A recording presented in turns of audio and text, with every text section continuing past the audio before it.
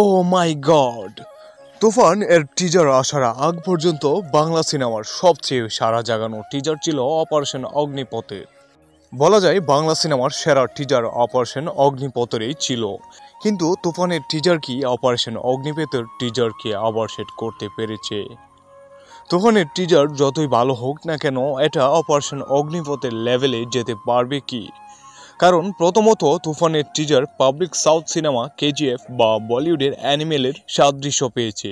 Copy copy বলে রব তুলেছে, যদিও সেটা অমূলক বা অযৌক্তিক। অন্যদিকে অপারেশন অগ্নিপথের টিজার নিয়ে কেউই কপির আওয়াজ তোলার সুযোগ পায়নি। উল্টো হলিউড লেভেলের ভাইব পাওয়া গেছে অপারেশন অগ্নিপথের মধ্যে। এবার তুলনা করে দেখেন, তুফানের টিজার ভাইব দিয়েছে সাউথ ইন্ডিয়ান সিনেমার মেকিং এর। আবারও বলছি, যদিও কপির আওয়াজ তোলাটা একদমই অযৌক্তিক, অমূলক। অন্যদিকে অপারেশন অগ্নিপথের টিজার হলিউড সিনেমার ভাইব দিয়েছে, তাও কোনো প্রকার কপির অ্যানিমেশন ছাড়াই।